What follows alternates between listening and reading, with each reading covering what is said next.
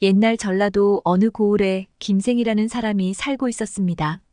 김생은 순박하고 세상 물정을 잘 모르는 사람으로 그는 다른 사람들의 말을 쉽게 믿고 불쌍한 사람이 있으면 그냥 지나치지 못하는 착한 심성을 지니고 있었지요. 이러한 성격 때문에 그는 사람들에게 쉽게 휘둘리기도 하고 아첨이나 꾀임에 빠지기도 했지요. 그는 일찍이 무과초시에 급제했으나 지방이다 보니 더 큰 뜻을 품고 넓은 곳으로 가고 싶었습니다. 집안이 넉넉하여 한양에 가서 벼슬 한 자리쯤은 쉽게 얻을 수 있겠다고 생각했지요. 그리하여 해마다 살찐 말을 타고 다른 말에는 짐을 가득 싣고 한양으로 올라와서는 권문세가와 친분을 맺고 부잣집과 교류하면서 벼슬길에 오를 수 있는 기회를 엿보고 있었습니다. 허구한 날 김생은 한양의 기생집에서 선비들과 술자리를 마련했습니다. 술상이 풍성하게 차려지자 선비들은 한 목소리로 김생을 칭송하기 시작했어요. 김생 자네 덕에 많은 선비들과 교류할 수 있는 자리를 갖게 되어 기쁘구먼. 우리가 어찌 은혜를 잊을 수 있겠는가? 정말로 한양의 권문세가들과도 가깝게 지내는 분이니 곧 벼슬 한 자리는 따놓은 당상이겠어요. 김생은 선비들의 아첨에 살짝 웃으며 술잔을 들어 그들에게 건넸습니다. 김선비, 오늘도 참으로 대단하십니다. 이렇게 풍족한 자리를 마련해 주시니 그 마음 씀씀이가 넓고 후하옵니다. 벼슬 한 자리쯤이야 대감께선 금방 얻을 것이 틀림없습니다. 그렇지요. 김선비께서는 곧 한양에서 높은 벼슬을 하실 테니 우리도 대감 덕분에 큰 혜택을 입을 수 있겠지요? 아이고, 저는 여러 선비님들만 믿겠습니다. 한선아리께 제 이야기 좀 잘 말씀드려 주세요. 그러며 여부가 있겠습니까? 김선비를 추천드리지 않으면 누굴 추천합니까? 그들의 관심은 오직 김생의 돈에 있었을 뿐이었지요. 김생이 쓰는 돈이 많을수록 그들은 더 자주 그를 찾아와 아부하며 술을 청했습니다. 김선비께서는 분명 벼슬에 오를 것입니다. 맞습니다. 김선비께서는 곧 그 뜻을 이루실 것이니 지금의 고생은 나중에 큰 보상이 될 것입니다. 우리 모두 그때가 오기를 기다리고 있지요. 수많은 사람과 닥치는 대로 만나고 다니는데 가진 돈을 물 쓰듯이 써가며 생활했어요. 그러다가 몇 번 안면이 있는 사람 중에는 김생을 이용해 술이며 밥이며 잔뜩 얻어먹거나 기생집에서 늘씬하게 벗겨먹는 이도 있었지요. 벼슬자리를 소개해준다는 명목으로 돈을 뜯어가는 사람이 있는가 하면 간교한 사람을 만나 사기를 당하고 떠돌이들 패에 속아서 허송세월만 할 뿐 어떤 성과도 거두지 못하였던 것이지요. 4, 5년을 그렇게 생활하다 보니 재산은 거의 탕진하게 되었고 결국 정신을 차리고 고향으로 내려와서 얼마 남지 않은 농사를 지을 생각으로 귀향을 하자 집안 어른들과 동네 사람들이 김생을 비웃었습니다. 쯧쯧, 그 많던 재산을 탕진하고도 벼슬 한 자리 못 얻다니. 나 같으면 죽기 살기로 한양에서 뼈를 묻을 텐데 무슨 얼굴을 들고 그 꼴을 하고 내려온담. 그러게 말이에요. 한양 가서 남 좋은 일만 시켜주고 왔겠지 뭐. 흥청망청 술이나 퍼마시고 기생집에 가서 기생이나 끼고 놀다 왔나 보지. 동네 사람들은 김생만 보면 조롱하고 비웃고 하여 더 이상 부끄럽기도 하고 분통이 터져서 고향에서 살 수가 없었습니다. 김생은 남은 논밭을 모두 팔아 돈 수십 냥을 만들어 말에 싣고서 한양으로 다시 떠났어요. 벼슬 얻을 계획을 세우되 이번에도 벼슬을 얻지 못하면 주막집에서 늙어 죽을지언정 영원히 고향으로 돌아가지 않으리라 스스로 다짐했답니다. 충청도 초입에 다다르자 날이 저물어 주막까지 가려면 아직 멀었는데 갑자기 천둥과 번개가 치며 폭우가 쏟아져 빨리 비를 피할 곳을 찾다 보니 멀리 숲을 사이에 집 한 채가 보이는지라 말을 달려 그 집 앞으로 갔어요. 이보시오. 지나가는 나그네인데 잠시 비를 피할 수 있을지요? 비도 오고 날도 어두워지니 하룻밤 묵어갈 수 있겠습니까? 누추하지만 들어오시지요. 김생은 조촐하게 저녁을 얻어먹고 젖은 옷을 화롯불에 말리면서 짐을 정리하는 동안 주인과 이런저런 이야기를 나누었습니다. 밤이 늦어 비는 그치고 밖은 조용해졌어요. 그런데 갑자기 어디 먼 곳에서 여인이 슬피 우는 소리가 들렸습니다. 너무나 구슬프고 처절한 통곡 소리에 김생은 주인에게 물었지요. 이게 어떤 여인의 통곡 소리인가요? 글쎄, 몇 년 전 근처에 몰락한 양반이 내려와 살기 시작했지요. 노부부에게 미혼의 아들딸이 있었는데 너무 가난해 남의 집 날품팔이를 해서 겨우 먹고 살고 있었습니다. 그런 와중에 며칠 전 갑자기 노부부가 돌림병으로 함께 죽고 아들 역시 따라 죽으니 딸 혼자만 남게 되었지요. 타지에 내려와 친척도 없고 재산도 없으니 시신 세 구를 아직 염을 하지도 못했습니다. 그래서 딸이 통곡하면서 저리 슬프게 울고 있답니다. 그 말을 들은 김생은 측은한 마음에 잠을 이룰 수가 없었습니다. 김생은 날이 밝아오기를 기다렸다가 그 여인네 집을 찾아갔어요. 계십니까? 이렇게 누추한 집에 누가 찾아오셨습니까? 처녀가 나왔는데 김생이 보니 굶주림에 시달렸는지 초췌한 모습을 하고 슬픈 일을 거듭 치르는 바람에 쑥대머리에 얼굴에는 때가 새까맣게 묻어있고 옷은 제 몸을 다 가릴 수 없을 정도로 남루하였지만 조금만 가꾸면 수려하고 고상한 자태를 감출 수 없었습니다. 김생은 여인을 마주하자마자 그 처절하고 고된 삶의 흔적이 고스란히 드러나는 모습을 보고 마음이 아파왔어요. 여인은 다가온 김생을 경계하듯 한 발 뒤로 물러서며 그를 쳐다보았어요. 그녀의 눈은 깊은 슬픔과 고통으로 가득 차 있었고 마치 눈물마저 메말라 더는 흘릴 수 없는 지경에 이른 듯했어요. 어젯밤 구슬프게 울던 여인이 바로 처자였소? 김생의 부드러운 질문에 여인은 잠시 입술을 깨물며 고개를 끄덕였어요. 목이 메어서인지 입을 떼는 것조차 힘겨운 듯 보였지요. 그녀는 애써 떨리는 목소리로 대답했습니다. 예, 제가 맞습니다. 어르신께서 왜 여기에 찾아오셨는지는 모르겠으나 저 같은 비천한 여인네에게는 더는 물으실 것도 없습니다. 그저 고통스러운 하루하루를 견디며 부모님과 오라버니를 떠나보낸 이 슬픔을 어떻게든 이겨내고 있을 뿐입니다. 김생은 조용히 고개를 저었어요. 그는 여인의 초췌하고 말라붙은 입술, 떨리는 손끝, 그리고 비통한 눈빛을 보며 더 이상 무슨 말을 해야 할지 몰랐습니다. 대신 여인을 바라보며 한 발자국 다가섰지요. 처자의 사연을 듣고 내 마음이 너무도 무거워 그냥 지나칠 수가 없었소. 이 비참한 상황을 어찌 그대로 두고만 볼 수 있겠소. 일이 된 이상 내가 처자를 돕고 싶소. 여인은 그의 말을 듣고 눈을 깜빡였습니다. 그녀는 마치 그 말이 자신에게 하는 말이 아닌 듯한 표정을 지었어요. 그런 후 작게 입을 열었지요. 저를 돕는다고 하셨습니까? 어르신, 제가 이 지경에 이르기까지 얼마나 많은 사람들에게 애원하고 도움을 청했는지 아십니까? 그러나 아무도 저를 돕지 않았습니다. 오히려 저희 집안이 몰락했을 때 친척들은 등을 돌렸고 마을 사람들은 손가락질하며 조롱만 했습니다. 제 손으로 부모님과 오라버니의 시신을 거두지도 못한 채 이처럼 외롭게 울기만 해야 했습니다. 그녀의 목소리는 점점 가늘어지며 금방이라도 끊어질 듯 했습니다. 김생은 여인의 말을 가만히 듣다가 그녀의 말이 끝나기 무섭게 단호하게 말했어요. 처자, 나의 마음은 다르오. 나는 당신을 돕겠소. 진심으로. 어떤 대가도 바라지 않고 그저 이 슬픔을 조금이라도 덜어주고 싶소. 그대의 고통을 혼자 감당할 필요는 없소. 여인은 다시 눈물이 맺히기 시작한 눈으로 김생을 바라보았습니다. 그녀는 한참 동안 아무 말도 하지 못했다가 비로소 속에 묻어두었던 이야기를 꺼내기 시작했습니다. 어르신 사실 저희 집은 몰락하기 전까지만 해도 그리 가난하지 않았습니다. 아버지께서는 벼슬을 하셨고 어머니께서도 집안을 단단히 꾸리셨습니다. 오라버니는 학문의 능의 선비로서의 길을 밟고 있었지요. 그때까지만 해도 저희 가족은 화목하고 아무 걱정 없이 지냈습니다. 그러나 반정이 일어나면서 저희 집안은 하루아침에 원수로 몰리고 아버님께서는 모든 관직을 빼앗기고 우리가 살던 집까지 불타버렸습니다. 그녀는 손끝을 덜덜 떨며 말을 이어나갔지요.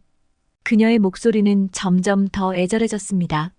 집을 잃고 이곳으로 내려와 남의 집 품을 팔아 겨우 먹고 살아야 했어요. 날품팔이조차 구하지 못한 날이면 저희 가족은 찬밥 한 그릇으로 한 끼를 때우며 허기를 달래야 했지요. 그러던 와중에 아버님과 어머님께서 돌림병에 걸리셨고 저는 그저 그분들을 지켜보는 것밖에는 할 수 있는 게 없었습니다. 오라버니께서도 부모님을 간호하시다가 병이 옮아 함께 돌아가시고 말았습니다. 여인은 주저앉으며 얼굴을 두 손으로 감쌌습니다. 그녀의 몸은 고목처럼 메마른 나무가 흔들리듯 떨리고 있었어요. 아버지, 어머니, 오라버니, 그분들 모두를 두고 저 혼자 이렇게 남아있으니 저는 이제 무엇을 해야 할지 모르겠습니다. 아무리 발버둥 쳐도 그들을 떠나보내고 홀로 살아야 하는 이 고통이 저를 짓누르고 있습니다. 여인의 목소리는 점점 사라져갔고 그녀의 눈에서 굵은 눈물이 흘러내렸어요. 김생은 그런 그녀의 곁에 무릎을 꿇고 조용히 손을 내밀었습니다. 그의 손끝이 여인의 어깨를 살며시 어루만졌어요. 더는 혼자가 아니오. 처자, 내가 있소. 내가 이 어려운 시기를 함께 견뎌줄 것이오. 내가 이곳에 온 것은 하늘이 처자를 돕기 위해 나를 보낸 것이라 생각하시오. 김생의 따뜻한 목소리에 여인은 한참 동안 고개를 들지 못했어요. 그의 말 한마디 한마디가 무너진 그녀의 마음을 조심스레 다시 일으켜 세우는 듯 했습니다. 마침내 여인은 깊은 한숨을 내쉬고 고개를 들어 김생을 바라보았지요. 어르신, 제가 감히 무슨 은혜를 바라겠습니까? 이 지경이 되도록 아무도 제 곁에 머물러 주지 않았습니다. 하지만 어르신께서 하늘이 보내주신 분이라 하시니 저도 그 마음을 믿고 따르겠습니다. 김생은 고개를 끄덕이며 부드럽게 말했습니다. 내가 먼저 부모님과 오라버님의 장례를 치를 수 있도록 돕겠소. 이제부터는 천천히 그리고 함께 새로운 삶을 생각해 보도록 하시오. 그녀는 눈물을 훔치며 고개를 숙였습니다. 김생의 도움으로 이제야 그녀는 다시 일어설 수 있는 힘을 얻은 듯 했지요. 그리고 김생은 그런 그녀를 가만히 지켜보며 따스한 미소를 지었어요. 이 순간만큼은 그녀의 아픔을 덜어주기 위해 그곳에 온 것을 결코 후회하지 않을 것이었습니다. 김생은 처녀의 안타까운 곡절을 상세히 듣고 행장 속 돈을 꺼내 하인에게 주며 삼배와 무명, 관을 사오게 했습니다. 그리고 시신을 거두어 염습하고서 집 뒷마당에 깊이 묻어주었어요. 아무 연고도 없는 어르신이 이렇게 제 암담함을 해결해 주시니 이 은혜를 어찌 다 갚겠습니까? 누구라도 이런 상황을 알게 된다면 처자를 도왔을 것이오. 걱정하지 마시고 부모님과 오라비를 잘 모셨으니 처자가 살아갈 방도를 구하시오. 그리고 처녀에게 묻기를 가까운 친척이 있습니까? 제 외가가 영남에 있사온데 처녀 혼자의 몸으로 그곳까지 가기에는 너무 먼 거리입니다. 오늘 대인의 은덕을 입어 부모님의 시신을 처리하게 되었으니 소인의 한을 풀었습니다. 다른 무슨 소원이 있겠습니까? 죽는 일 이외에 다른 길은 없겠지요. 처녀의 죽는다는 말에 깜짝 놀란 김생이 말했습니다. 그렇지 않소이다. 앞길이 창창한 젊은 여인이 죽다니요. 내가 가마와 말을 빌려서 영남 외가로 보내드릴 테니 염려하지 마십시오. 이 은혜를 어찌 갚겠습니까? 처녀는 김생의 호의에 감사할 따름이었지요. 김생은 하인을 시켜 가마를 사고 떠날 준비를 했습니다. 처녀는 가마에 태우고 김생은 가마를 따라 걸어서 영남까지 가게 되었습니다. 저 때문에 어른께서 고생하시니 몸둘 바를 모르겠습니다. 아닙니다. 처자가 아직 어리니 걱정하지 말고 편하게 가시지요. 그렇게 몇 날이 걸려 처녀의 영남 외갓집에 도착하게 되었어요. 처녀의 외가에 함께 도착한 김생은 그동안의 일을 자세히 이야기해주고 처녀를 그 집에서 살게 하였습니다. 처녀의 가족 장례를 치러주고 영남까지 데려다 주느라 돈을 많이 쓴 김생은 말을 팔고 걸어서 산 넘고 물을 건너 고생 또 고생하여 한양에 도착했습니다. 김생이 태어나 처음으로 이런 고생을 하였어요. 한양에 아는 사람들을 찾아다니니 그의 빈궁한 몰골을 보고 모두 냉대하여 누구 하나 김생을 위해 벼슬을 주선해줄 사람이 없었습니다. 김생은 초시에 급제는 했었으나 활 쏘는 재주도 부족하여 특별 채용 시험도 거론할 수 없는 처지였어요. 한양에는 그를 이끌어줄 연줄도 없으니 관직의 후보자로 추천하는 일도 기대하기 어려웠지요. 다만 사람들을 따라 병조 판서에게 명함만 내밀고 한 차례 사정을 아뢰어 부탁하고 돌아온 것이 전부였습니다. 그 당시 선비들이 병조 판서의 줄을 대어 관직에 나가는 일이 있어 김생도 어쩔 수 없이 비슷한 길을 걷고자 했습니다. 그러나 뜻대로 되지 않자 그는 더욱더 좌절감에 빠지게 되었답니다. 그렇게 별 소득 없이 또 3년이 흘렀어요. 조금 남아있던 여비도 바닥이 난 지 오래되었고 그나마 하인이 벌어오는 하루 품삯으로 근근히 끼니를 이어갔고 잠자는 것은 여러 해 동안 여관 주인과의 의리를 내세워 외상으로 잘 수 있었지만 의복은 얻어입을 수 없는 처지라서 남루하기 짝이 없었습니다. 고향으로 다시 돌아가고 싶어도 돌아갈 면목도 없고 노잣돈 마련도 어려워 내려갈 수도 없는 처지였지요. 진퇴양난이 따로 없었습니다. 누각에 올랐는데 누가 사다리를 치워버린 꼴이 되어 헤어나올 도리가 없었습니다. 그래도 방법이 있다면 병조판서를 다시 만나 사정을 더해보는 수밖에 없었지요. 하지만 병조판서는 무슨 사정인지 명함조차도 받질 않으니 그나마도 방법이 없었습니다.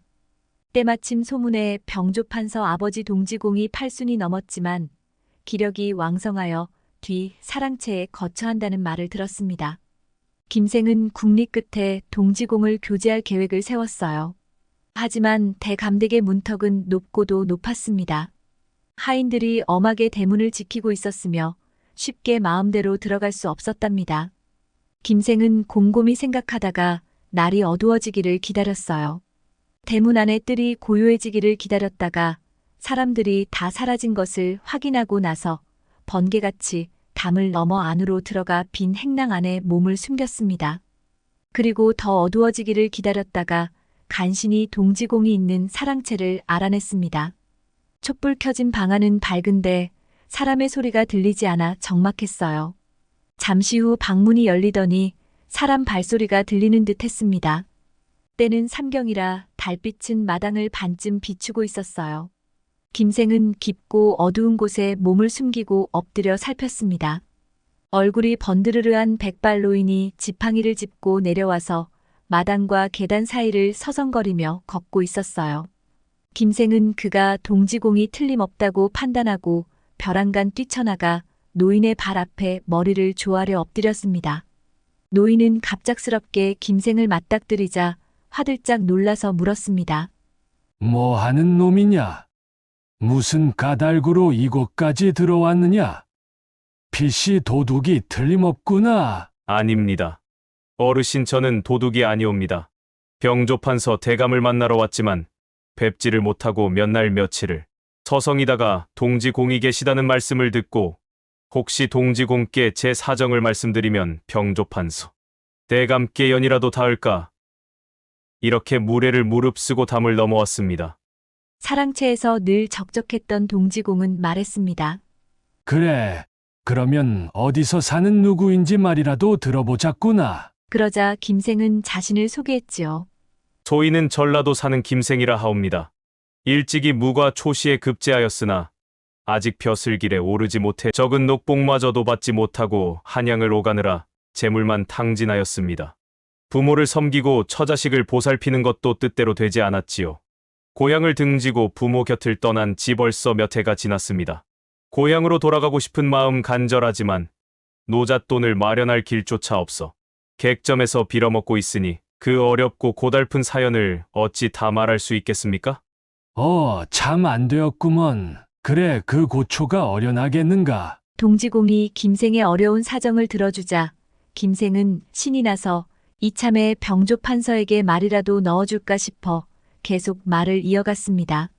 가만히 들어보니 병조판서 대감이 자리에 오르신 뒤로 공정하고 바른 원칙을 세워 누명을 써서 억울하거나 오래도록 벼슬이 오르지 않은 사람들을 모두 구제해 주셨다는 말씀을 듣고 소인도 일단 사정이라도 하소연해 보려 했습니다만 어찌된 일인지 병조판서 대감께서 사람들을 만나주시지 않으니 뵙고 말씀드릴 방도가 없어 사정이 절박한지라 1000번 죽어 마땅한 잘못을 저질렀습니다. 감히 월담을 하게 되어 어르신의 심기를 불편하게 하는 죄를 지었나이다. 정말 죽을 죄를 지었으니 죽이시든지 살리시든지 오직 명을 기다릴 따름입니다. 노인은 껄껄 웃으며 말하였습니다. 그대의 노력이 가상하네. 하지만 지금은 밤이 깊어 아들을 만날 수도 없고 나갈 수도 없으니 나를 따라오게나. 노인은 김생을 자신의 방으로 데리고 들어갔습니다. 노인은 전부터 잠이 없어 밤을 보내기가 무척 어려워하였는데 사람들이 모두 잠들고 혼자 무료하게 뒷마당을 거닐다가 뜻밖의 김생을 만나게 된 것이었습니다. 노인은 김생의 내력과 가문에 관해 물어보았고 한바탕 이야기가 끝나자 자신이 준비해 두었던 술과 안주를 대접했습니다. 그렇게 이야기를 주고받으며 술을 마시다 보니 어느새 날이 밝아왔고 김생은 노인에게 인사를 하고 물러나려 말했어요. 소인이 종종 와서 모시고 이야기라도 하고 싶지만 출입이 무척 어려워 제 마음처럼 할 수는 없을 것 같습니다. 그러자 노인이 말했지요. 왜 벌써 나가려 하는가? 나는 후미진 뒷방에 있는지라 하루 종일 옆에 사람이 아무도 없어 적막함을 견디기 어렵다네. 이곳에 작은 방 하나가 더 있으니 그대는 여기에 며칠 머물면서 나와 같이 시간을 보내다가 내 아들을 만날 수 있으면 한번 보고 가는 게 어떠한가? 김생은 속으로는 매우 기뻤지만 짐짓 불안하고 불편해하는 모습을 보였어요. 대감의 호의는 진심으로 감사드리오나 제가 혹여 폐를 끼칠까 두렵사옵니다. 폐란이 무슨 그런 말을 하는가?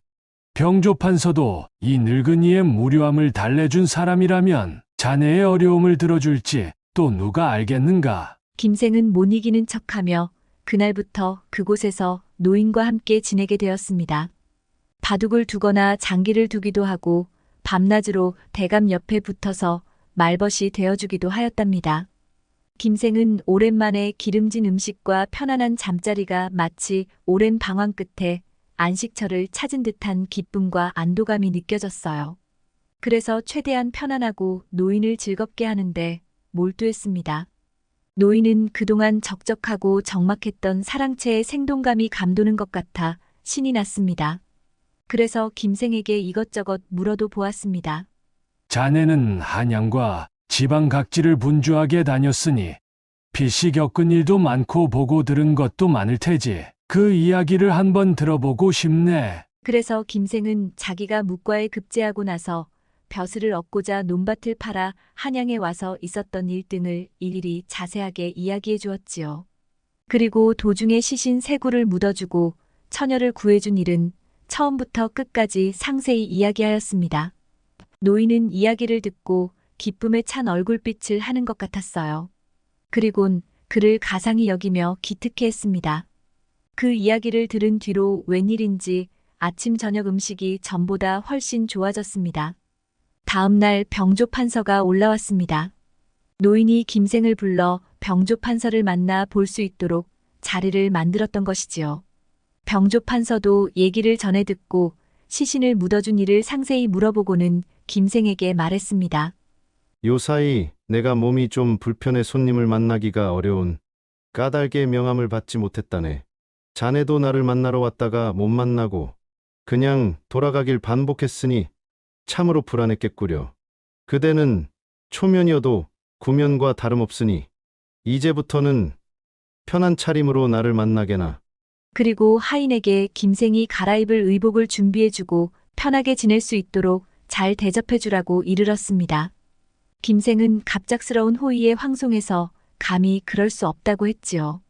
하지만 마땅히 갈 곳도 없는지라 말로만 사양하고 노인과 함께 사랑채에서 며칠 더 지내게 되었어요. 며칠 뒤 노인이 김생에게 말했습니다.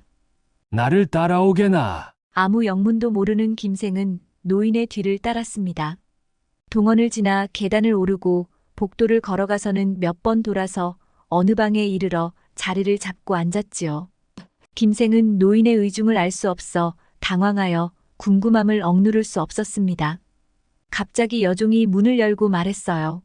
주인마님이 나오십니다. 김생은 놀라움과 당혹감을 금치 못하였습니다. 황급히 일어나 뒤로 멈칫멈칫 물러나려 하니 노인이 말했어요. 놀라지 말고 편안히 앉아 있게나. 김생은 몹시 당황하였고 피할 수 있는 상황도 못 되었습니다.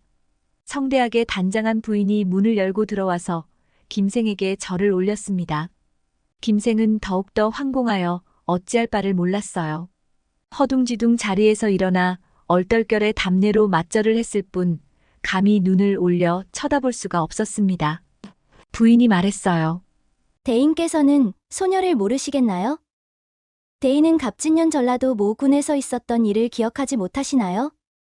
그때 대인의 은덕을 입어 부모님의 시신을 안장할 수 있었고 소녀의 몸도 거둘 수 있었으니 그 깊은 은혜를 마음속 깊이 새겨두고 잊지 않고 있었습니다. 그때 제 나이가 어리고 마음이 조급하여 생각이 두루 미치지 못하였습니다. 대인의 거주지와 성함을 미리 알아두지 못한 것이지요. 자나 깨나 보답하고 싶은 생각이 간절하였지만 계신 곳과 성함을 알 수 없어 보은의 방도를 찾지 못하여 은혜를 저버린 허물이 참으로 컸습니다. 다행히도 하늘의 신령님들이 소인의 뜻을 가상히 여겨 보답의 기회를 마련해 주셔서 이 기이한 만남이 이루어졌습니다. 소녀의 간절한 소원이 조금이나마 이룰 수 있으니 이제는 죽어도 여한이 없겠습니다. 김생은 이 말을 듣고 비로소 깨달았습니다.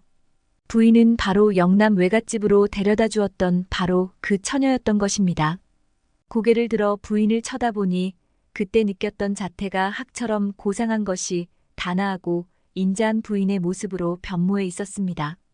병조 판서는 아내를 잃고 몇 해가 지난 뒤 영남에서 아내를 맡게 되었는데 바로 그 처녀였지요. 처녀가 시집을 오고 나서 시댁 식구들에게 늘 그 일을 이야기했었지만 그 사람이 누구인지 몰라 보답할 길이 없음을 매번 안타까워했던 것이었답니다. 동지공과 병조 판서는 그 이야기를 익히 듣고 의로운 의기에 감탄하던 차에 김생의 이야기를 들으니 부인이 은혜를 입은 그 사람과 이야기가 똑같았던 것이었습니다. 그래서 그 일을 부인에게 전하고는 자리를 마련하여 절을 하고 은인을 대접하고자 하였던 것이었지요. 그로부터 부인은 물론 동지공과 병조 판서까지 더 지극히 김생을 대접하였습니다. 그동안 어렵게 살고 있음을 노인에게 말한지라 김생의 처지를 잘 알고 있는 부인은 담장 사이로 두고 집 한 채를 사들였어요. 그리고 김생에게 호남에 있는 가족들을 데려와 옆집에서 살게 하였습니다. 그리고 재물과 노비도 마련해 주었어요. 김생은 갑자기 일어난 모든 일에 어안이 벙벙하였습니다. 하지만 이제라도 가족과 함께 살게 되어 그동안 불효를 저지른 죄책감에서 벗어날 수 있었고 고생만 시킨 처자식을 잘 보살필 수 있게 되어 이제 제대로 된 가장 노릇을 할 수 있음에 뿌듯한 마음이 들었습니다. 그리고 병조 판서의 재량으로 벼슬도 내려주었습니다. 병조 판서는 조정에서 만나는 사람마다 김생에 대해 이야기하며 김생을 추천하니 고속 승진을 하여 벼슬이 종산품에 해당하는 아장에까지 이르렀다고 합니다. 선행은 언젠가 반드시 그 보답을 받게 마련입니다. 작은 친절이라도 베푸는 순간 당신의 따뜻한 마음이 미래의 행복과 은혜로 되돌아올 날을 기대하며 언제나 좋은 일을 실천하는 삶을 살아가시길 바랍니다. 들꽃 야담을 시청해주시는 여러분, 오늘 하루도 행복하시고 늘 건강 챙기시기 바랍니다. 감사합니다.